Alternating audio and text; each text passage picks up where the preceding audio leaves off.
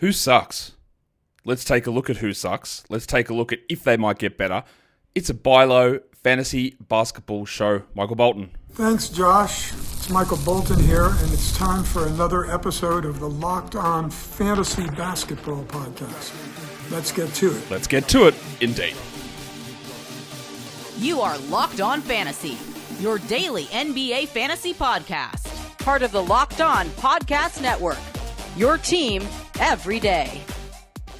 Hello and welcome to the Locked On Fantasy Basketball Podcast, brought to you by Basketball Monster. My name is Josh Lloyd, and stay tuned after the show to get my full bush in a bikini review. I'm also the lead fantasy analyst at basketballmonster.com, and you can find me on Blue Sky, joshloyd.bsky.social, on Twitter at redrock_bball, on TikTok at redrock_bball, and on Instagram at Locked On Fantasy Basketball. Today's episode is brought to you by GameTime. Download the GameTime app, create an account, and use the code LOCKEDONNBA for $20 off your first purchase. Also, LockedOnDaily.com. Check it out, is where you find the newsletters. The best newsletter for your favorite team. All the info about your great team, your terrible team, whatever it is you want. It's over there, LockedOnDaily.com. You're double banging over here. I know you are.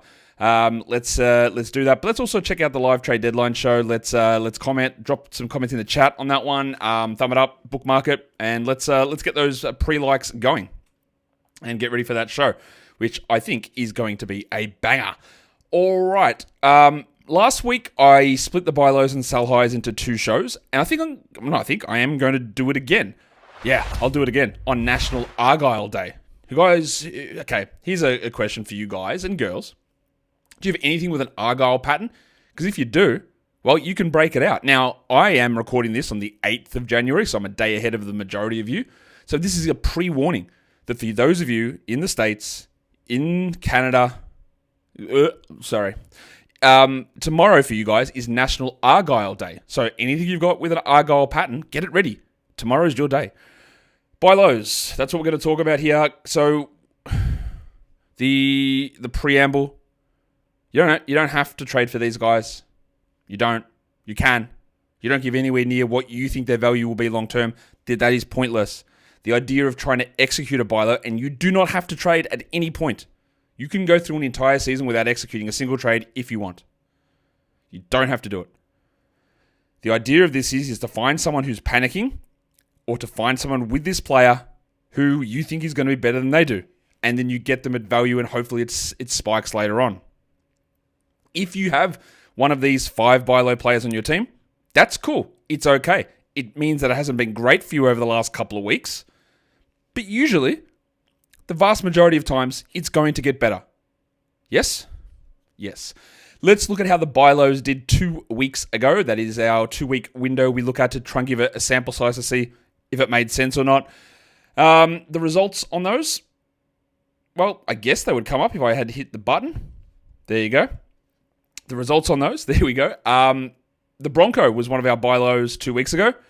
Jalen Williams, it hasn't really gotten that much better. It hasn't gotten worse, so that's good. He was 112th. He went to 107th, and you guys will be asking again, what are the rankings, Josh? I'll say it again, and this is how it will always be. They are per-game rankings. They are -1 category rankings. They are weighted -1 category rankings, and the weightings are things that I have used, which I believe lead to the best results in head-to-head leagues through years, literally years, of research in trying to figure out these numbers.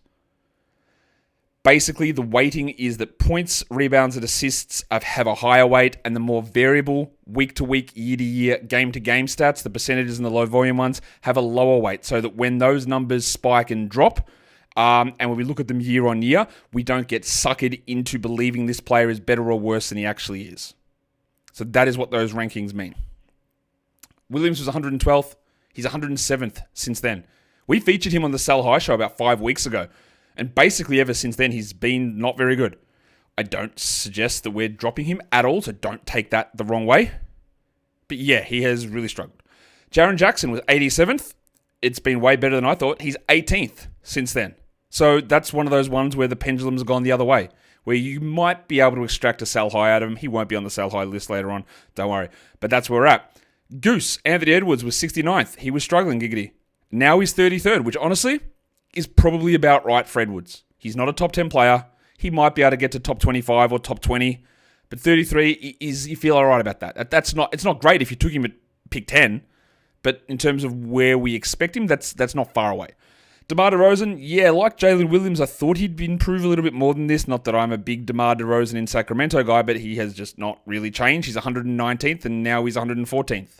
He was much better in yesterday's game in terms of his scoring output, but it's been lean times. And then Jarrett Allen was a pretty easy one as well. He went from 115th. He is now 20th, and much like Jaren Jackson, he has gone well past the area of your median output, and that's a sell high type of scenario. If someone's giving you a second or top 30, second round or top 30 player back in a trade, that would be, I think, an easy one. Let's just move into who is the buy low or who are the buy low players for today, and we're going to go to Houston because it hasn't been a very good or encouraging run recently from the delicate dancer Alperen Şengün.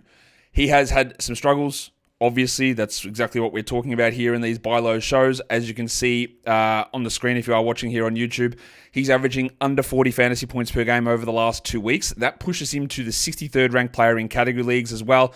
I think he's like a 45 fantasy point guy. I think he should be a top 20 in a head-to-head -1 type of scenario category league player. So what's actually going on here? Well, you can see up there the outlier stats. He hasn't hit a single three over the last 2 weeks. All right, that's 6 games. Not a single three. That is obviously not very good. He's also hitting only 65% of his free throws. Now, do we expect him to be an 80% guy? Not really. Not really, but he's at 75% for the season. So we're talking down at 65% now. That makes a big difference. Is he a big 3-point guy either? No, but he was hitting like 0.3 a game. He hit 0.5 a game last season. To get 0 over 6 games is an outlier. His assist numbers, they're at 5 for the season. They were at 5 last season. They're at 4 over the last 6 games. That means it's down. He's averaging 0.9 blocks. He's at a third of that over the last 6 games. 0.3 is a third. There are plenty of signs here to suggest that it's not going very well for him. His turnovers are also up. He's at 2.5. He was at 2.6 last season. He was at 2.6 the season before. He's at 3.3. Even over the last month, he's at 3.2. So assists are down. Turnovers are up. Can't hit free throws. Doesn't hit threes. Not blocking shots. It's a bad run.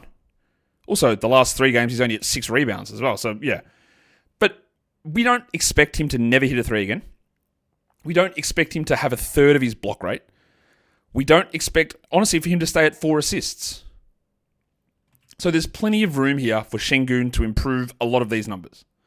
And yeah, maybe the assists don't go back to those super high numbers that they have been in the past. That's possible. Maybe we don't get 6 assists. Maybe we get to 4.5, right? Maybe he's not a 1 block per game guy. Irrespective of that, like a doubling of that block rate is probably likely. So for me at the moment, we talk about the struggles that he's throwing out there. You don't throw a top 30 player to get Şengün. If you could throw a top 45 sort of a player to get him, again, someone that might be overperforming, that's the ideal trade, is flipping a sell high for a buy low. And they meet each other like 2 ships passing in the night. Yeah, as one gets worse and one gets better. And they get back there. Now, it's a tough sell sometimes for Şengün to be able to convince a manager because often the people that drafted him have inflated sense of what he can do. But not always. So it's always about, with every single trade that you do, it's always about the inquiry. It's always about the discussion. It's always about the, hey, where are we at with this? What do we think is going to happen? How are you viewing the season, or just a dialogue so you can figure out where they are? You got to sell them without being a shifty con man. Yeah, hey man, Şengün's terrible. I'll do you a favor, man. I wouldn't do it for anybody else, but this is a one-time only deal. I'll just take him off your hands because I feel really nice. You look like a good person. You got a good smile. You're a lovely family. I know you're probably doing it tough. I'll do it. That's not going to work.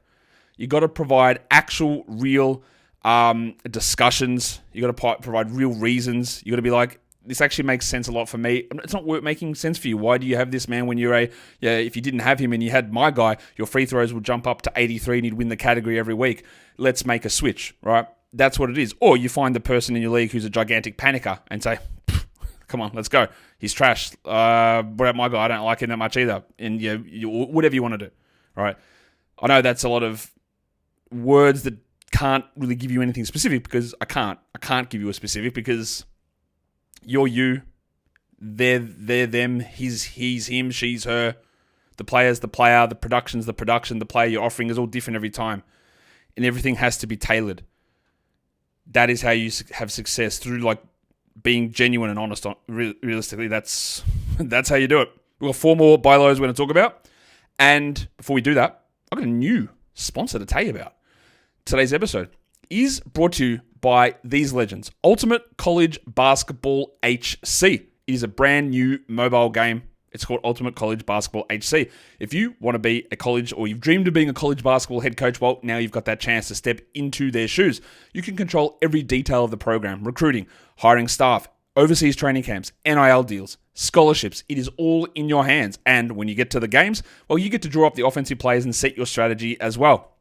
All those things can shape not only that game, the current season, but the future of your program. Lead your team to glory by being a head coach. And a special offer now for Locked On NBA listeners. Use the code LOCKEDONCBB, all caps, inside the game store to get a free boost for your program. It is the perfect way to kickstart your coaching career. Download Ultimate College Basketball HC. Just go to ultimate-cbb.com. Do you call it a dash or a hyphen? I think hyphen is more clear, because some people might think a dash is a slash. It's a dash. Ultimate-cbb.com, or look it up in the App Store. Ultimate College Basketball HC. Begin your coaching legacy today. So for those of you who've played those sort of games, like a football manager or out of the park baseball, this is the sort of thing that's a mobile version of that game for college basketball. So I think you're going to enjoy it. Just give it a try. Use that code LOCKEDONCBB. And get in there. We're talking buy lows and sell highs, and we're going to go... Actually, we're only talking buy lows, my bad. We're going to go to Phoenix, because you might know that it's been a rough run for Devin Booker, but do you know how rough it's been? Because the last 2 weeks for Book have sucked. They've been really, really bad, and his production is nowhere near where you need it to be. Booker is the 82nd ranked player in category leagues over the last 2 weeks. He's averaging 37 fantasy points. He should be about a 40 fantasy point player, I think. He's at 15 points per game. 15, Devin Booker. He's hitting under 2 threes a game. Much like Şengün, he hasn't blocked a single shot over that time frame. Now, you don't expect him to block many, but he hasn't. But this man just cannot shoot. I have never seen a stretch from a player. Maybe that's a stretch. But we're talking about a situation. Now, it is only 3 games from Booker, because he is coming back from an injury, but the minutes haven't been a problem. This is where, again, a psychology, and a few of these names we're going to talk about in the buy low to do with this. You can have players who are injured, and then it's all this like expectation of when they're coming back and what they're going to provide, and then they come back and they struggle, and the person's go, I waited for this. He can't even stay healthy, and then he gives me this. And that is a way that you cannot buy low as the person returns. Like right when they return, you can't do it, because the person's waiting and they're waiting, and the person's there and they're excited. But when you get to that number and they come back and they're terrible, now they're all going to be rational fantasy managers. I don't know, a lot of you are those rational managers, which is great. And you'll go, why would I do this? He is just returned from injury. He is going to be rusty. I'm good. Let's wait it out, which is exactly the way you should do it. But that is not everybody. I assure you that is not everybody. There is a cohort, love the word. Is it my word of 2025? We'll see. But there is a group of people who go, I waited for your busted, injured ass to get back, and this is what you give me? Pfft, why did I bother? I'd rather just be away from the headache, because you're just going to get hurt again anyway, right? There is a thought of that. So just keep all that I just talked about for 2 more of the players we're going to talk about today. Booker in his 3 games back is hitting 28% from 3. Unfathomable. 27% from 2. Somehow even more unfathomable. That is ridiculous. He's a true shooting of 39%. And to top it off, a 90% free throw shooter, which is Booker, can't hit him. He can't hit him. What's going on? He's at 77% from the line. Again, this is 3 games, but his 3-point numbers are his 2-point numbers are wild. Well, all his threes are as well. He shot 17% from 2 in his first game back. Then he went 5 of 10 in the second game. And then he was 18% from 2 in the next game. It's crazy. He had 2 games of 25% or under shooting from 3. These numbers are insane. The good thing is, and I do think this is going to become more of a thing, I don't know about that Tyus Jones benching in the last game, but Booker has had 9, 9, and 10 assists the last 3 games. He's had 3 steals over the 3 games he's returned. His usage has been pretty good, 27, 24, and 32. He's just going to hit more shots. And honestly, the way that the assists are going and the way that I think the lineups might flip, he's going to have, I think, a really hot run coming up at some point. But again, turmoil on this team. People worried about Jimmy Butler arriving. The fact that he's been injured and he gets injured so often and he misses time and now he's been terrible. You got to try and flip this. You got to try and see if that manager panics. They might not. That's okay. But there are indicators there to me that suggest that he is going to go on a very good run because he's not a shooter like this. He's not this bad. We know this. This is going to flip crazily, and the assists are through the roof. They are through the roof. And that is what we're really going to bank on to turn into a very hot run. And I think we're going to see a lot more Booker point guard lineups, which is going to lead to big numbers. I hope. That is the plan or the dream in that spot. Another guy where we throw all of that injured stuff on top of it, and because this guy is not an established player, this guy is not someone who people believe in necessarily, that people are already worried about, and it's Jeremy Sochan. Now, the reason I say this, he missed only one game though. But the San Antonio Spurs, in this current era of the Spurs, but honestly, forever, if someone gets hurt, they will take their sweet-ass time getting them back to their full rank or their full load. Sochan, in the games since he missed that literally one single game, has really struggled to do much. And at the moment, his usage is also well down. He is the 145th ranked player over the last 2 weeks. He's averaging just 22 fantasy points. And that is very clearly bad, right? There's nothing good about those numbers. Nothing good. Like I said, he missed that one game, which was the 3rd of January. He also had the other game where he left early and played the 15 minutes. And the 2 games since he's returned, usage of 6 and usage of 13. Very, very low numbers. So he's averaging 10 points over his last, or 9.7 to be exact, over his last 6 games. One of those is the game that he left early. He's averaging just 1.7 assists. He's at 2.6 for the season. He's at half a steal and half a block. And yeah, his numbers for those haven't been super high this season, but you could expect the steals to rise or to double. He's not taking any free throws or field goal attempts or 2-point attempts, and the usage is very low.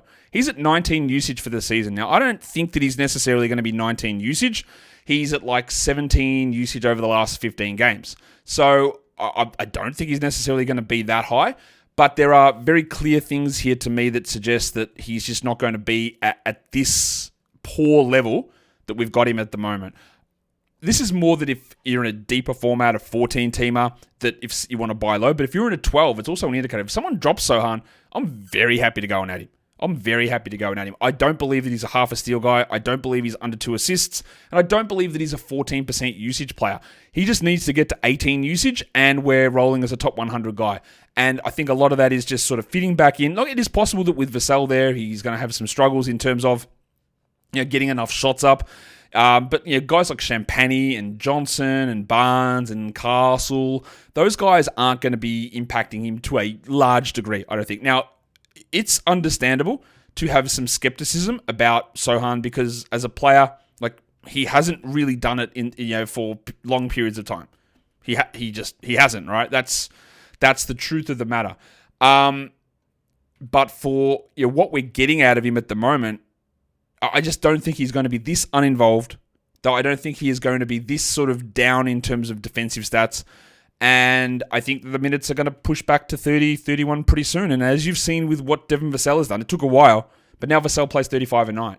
And I think Sochan is viewed at that level of importance, even though the fit with Victor can be clunky a little bit.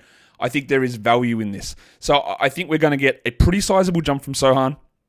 It's more important if someone drops him in 12s to go and grab him. And if you're in a deeper league, then there is real significant buy low value here in what Sochan can do. The last 6 games have been bad. The usage has been down. He's not getting to the line, but his percentages are fine. His true shooting sits at 64%. That's fine. He's just not getting minutes and he's not taking shots. And those 2 things can compound those numbers down very, very quickly. And they have. So to me, it's a really easy case of him being able to improve from here. Got 2 more buy lows to talk about. But today's episode is brought to you by the GameTime app. If you're in San Antonio and you want to go see Jeremy Sochan play, well, you can do it. Live events, something we all love to do. Concerts, events, sports, of course, that's what we're doing. We're talking sports here, concerts, all of this sort of stuff. GameTime and GameTime Picks makes that even easier to get your tickets. The GameTime Picks feature, filters out all the fluff so you are only shown the best tickets available. So when you're looking for that game to go watch the Jeremy Sochan revival, check out GameTime and the GameTime app to get the best deal for those tickets. Plus, the app's all-in pricing shows you the total cost up front, and there's no surprise fees at checkout. So take the guesswork out of buying tickets with GameTime. Download the GameTime app, create an account, use the code LOCKEDONNBA for $20 off your first purchase. Terms apply. Again, create the account and redeem the code LOCKEDONNBA for $20 off. Download GameTime today. What time is it? Game time. All right. Two more we're going to talk about for buy lows, and we're going to go to New York. Because actually the last time I featured a New York Knicks player on a buy low or sell high show, it was the same guy. It was the Jedi. It was OG Anunoby. Except then, about 6 weeks ago, he was a sell high because what he was doing was impossible to continue. And now it has flipped pretty dramatically, honestly, to the other direction where Anunoby is like really, if you just want to be realistic about what the value he's providing currently is, it's not a 12-team league guy. Do not get that twisted. I'm not saying that he's not a guy to roster in 12-team leagues. He absolutely is. But the numbers he's been giving you, if someone had been doing that all season, you wouldn't roster them. That is how bad it has been recently for OG Anunoby. Over the last 8 games, he's at 13 points a game. He is the 194th ranked player. He is averaging 23 fantasy points, which is down from what I think he can be a 30 fantasy point player, 31, 32. I think he's a top 80 category league guy, not a top 40 guy, not a top 30 guy, top 80 guy. But he is so far off that. Again, why? We always want to know why. What is happening to bring these numbers down? And is it real? Is it reversible? What is the ideas or the thoughts or the reasons behind it? And to me, it is pretty easy here. He's shooting 31% from 3. Is he a great shooter? No. Will he have hot stretches? Absolutely he will. He's at 35 for the season, but his last 3 seasons from 3, 38, 39, 36. So you got 2 to 3 percentage points of potential improvement there. He's averaging, for a guy that once led the league in steals at 1.9, he is at 0.9 steals. Right? Obviously terrible. He is a guy that's averaging about a block a game this season. Well, he's at half a block a game over the last 8. His free throws are at 78% for the season. He was at 75 last season. He was at 84 the year before that. He's currently sitting at 66 over the last month. Can't hit free throws. Can't get steals. Can't get blocks. Can't hit threes. 52 true shooting. Doesn't get to the line. It's all terrible. Usage is down. Efficiency is down. Defensive stats is down. What would you say that you do here, OG? Well, hopefully it's something better than this as we move forward. And we've got a track record of who OG Anunoby is. And you might not agree that he's a 39% three-point shooter. I'm actually with you. I don't agree with it either. I don't think he's a 31 guy. You might not agree that he's an 83 free throw guy. Also, I agree with you. But is he 69 or 77? He's 77. You might not agree that he's a good passer. No, that's cool as well. He's not really, but is he better than this? Probably. You might not agree that he is going to be this elite scorer. That's okay. He should be better than 13. But no one's going to disagree that he's not a good steals guy. And that's going to improve, like without any question. So that is going to bump. We know that is going to bump. We have extreme confidence that that is going to bump, and it almost certainly will. So when we're talking about OG, selling and buying on players, it's all about the timing of it. So if you did sell high on OG, who was making Mikal Bridges look like garbage, and he was putting up top 30 numbers, there will be portions of people who love a straight 9-cat ranking or will look at OG, he's actually a top 40 guy, that's what he's been in past years. I love it. And you could have palmed him off for a top 40 guy, and now bro's not even sniffing the top 150. So you're not trading a top 150 player to get him. If you can, well done, you've just won, right? That's fantastic for you. But a top 100 guy? A top 90 player? Can you do a switch there in a 2-for-1 that sort of slides him in? Because it's been a prolonged slump? That's about the way you do it. So I think he's a top 80-ish sort of a player. Rest of season, Anunoby, maybe 85. But he's going to come down to shooting percentages rising, steal numbers rising, usage rising a little bit. And I think that can all happen pretty comfortably. Not a stretch to get to that, I don't think. Relatively easy pathways to see Anunoby being better than this. The last guy on the buy lows is another player More so than the Devin Booker. But the guy that people go, I've waited all year for this soft cock to come back. Sneezing, paper cuts, allergic rhinitis. Like the biggest disability he's got is probably living in Canada. And then Immanuel Quickley comes back, flashes in one game, and then the first game with their entire starting lineup available for the first time all season, he doesn't really do anything. People are going to panic. Quickley is 80th since he returned. Pretty good. Like, not bad. I think he's way better. He's averaging 32 fantasy points. I think he's way better. He's averaging just 14 real-life points. Now, the 9.7 assists, absolutely brilliant. Absolutely brilliant. But 0.7 steals, 33% shooting, 24% from 3, 41% from 2, not a block, under 2 threes. These are all the easiest things in the world to see improve. It is so straightforward that he is going to improve these things. Now, I will say this. When you are acquiring someone from a team that is as bad as Toronto is, and they are bad, don't get it wrong, they are bad, you have to worry about what happens end of season. The injury stuff this season has been fluky. A torn UCL?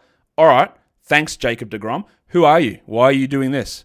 A bruised pelvis from falling? Yeah, that's a repeatable injury. I'm so certain of it. No, I don't care about any of those things. What I'm worried about is a fake injury occurring at some point late in March.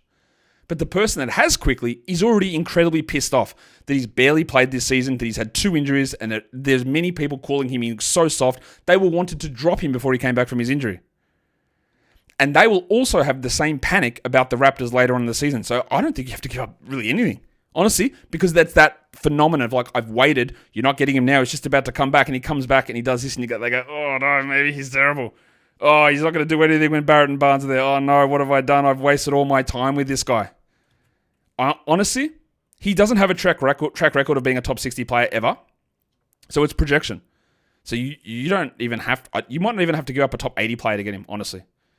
And I would do it in a heartbeat. Because I don't care if I lose a top 80 player and then I get Quickley back and he doesn't play in my fantasy championship. It's a top 80 guy. I don't care.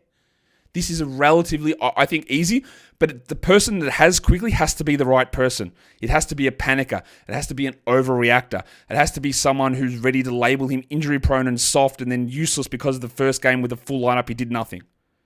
And that person exists. It might be you. I hope it isn't, but it might be you. This is also part of what the buy low show can be. It's a reassurance to you to not panic too much on some of these players. And that is your 5 buy lows. I will be releasing the sell high show today, but your buy lows were Alperen Şengün, it was Devin Booker, it was Anunoby, it was Jeremy Sochan, and it was Immanuel Quickley. So hit the thumb, like the video, leave your comments down below, and yeah, be kind to yourself, be kind to others. Let's keep the positivity train rolling.